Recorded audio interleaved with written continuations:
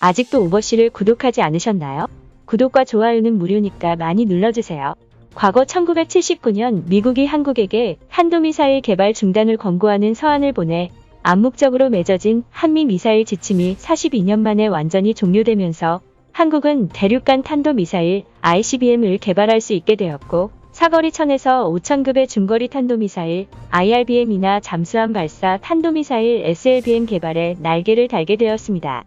이로써 대한민국은 북한을 겨냥한 단거리 탄도미사일 외에 중국과 일본, 러시아 등을 견제할 수 있는 신형 무기를 개발할 수 있게 되었고, 군 당국이 비밀리에 개발해온 비닌무기 현무포 등이 한층 더 업그레이드될 것으로 보이는데, 기존의 최대 사거리 800km의 사통까지 탄두 중량을 자랑했던 현무포는 향후 강화된 버전으로 개발되어 모습을 드러낼 전망입니다. 그렇다면 미국이 한국의 미사일 개발을 적극적으로 지원하는 이유는 무엇일까요? 미국이 이번에 미사일 지침을 종료한 이유 중 하나는 중국과 러시아를 견제하기 위해서인데, 실제로 한국은 20년 내에 중거리 초강력 EMP탄을 개발할 수 있는 기술력을 가지고 있으며, EMP탄은 2000km 사거리를 날아가 초강력 전자기파를 이용해 폭탄이 투하되는 지역의 모든 전자장비를 완전히 무력화시켜 군사장비는 물론이고 컴퓨터와 휴대폰, 통신장비, 전산설비 등의 모든 전자장비의 작동을 강제로 중단시킬 수 있는 무기입니다. 때문에 미국의 입장에서는 한국의 미사일 개발에 날개를 달아줌으로써 중국과 러시아가 미국을 공격하고 싶어도 공격할 수 없도록 만들어버린 것입니다. 한편 한미 미사일 지침의 종료는 한국뿐만 아니라 해외에서도 주요 뉴스로 보도되고 있는 상황인데, 실제로 일본과 미국은 현재 한국의 미사일 개발과 관련된 기사를 실시간으로 보도하며 다양한 기사를 쏟아내고 있으며, 해외 네티즌들 또한 이 문제에 대해서 뜨거운 관심을 보이고 있는 상황입니다. 일본의 대표적인 포털 사이트 야후 재팬에는 현재 한미 미사일 지침다. 한국은 우주 개발의 기회와 무기 개발의 기회를 얻었다. 한미 정상회담은 오직 일본을 겨냥한 군 문제를 논의했다. 등의 기사를 보도하고 있는 상황이고, 일본의 언론들은 공통적으로 바이든 대통령이 한국의 족쇄를 풀게 되면서 미국의 최신 무기가 한반도에 배치될 것이다 라고 말하고 있었고, 일본에게 심각한 위협이 될 것이라고 우려하고 있었습니다.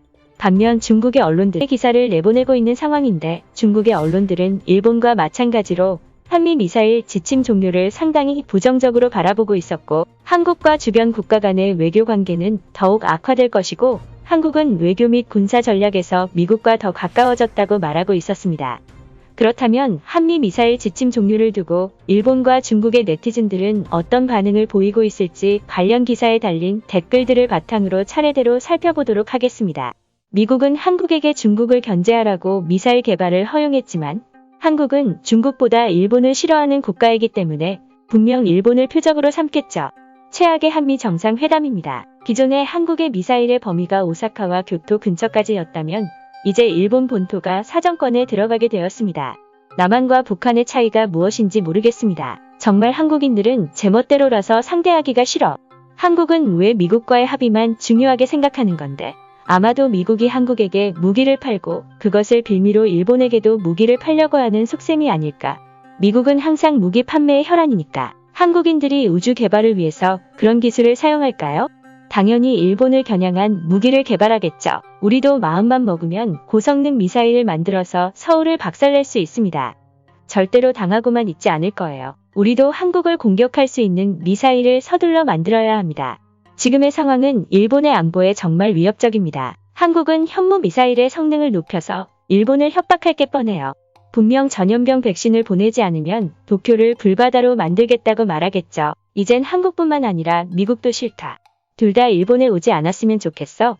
이 시점에서 우리는 한국에 압력을 가해야 합니다. 미국은 한국을 앞세워 중국을 견제하고 있습니다. 우리도 한국을 압박하고 한국을 대상으로 하는 미사일 개발에 힘써야 합니다. 한국인들은 지금 미국에게 이용당하고 있다는 사실을 분명히 깨달아야 합니다. 한국도 싫지만 미국은 정말 사악한 나라입니다. 항상 중국을 견제하는 수단으로 한국을 이용하더니 이번에는 중국뿐만 아니라 일본도 견제하려고 하는 건가요? 이제 남한과 북한이 함께 미사일 축제를 펼치겠네?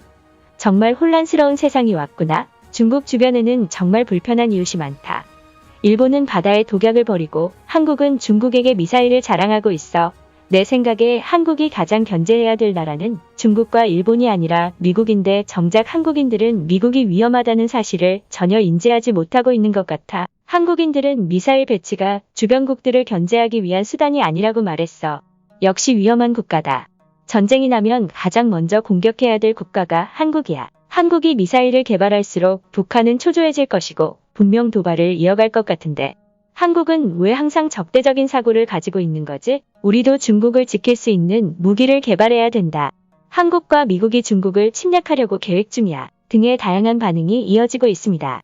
일본과 중국의 네티즌들은 이번 한미 미사일 지침 종료에 대해서 상당히 민감한 반응을 보이고 있었고 한국이 자신들을 공격할지도 모른다는 불안감을 느끼고 있었습니다.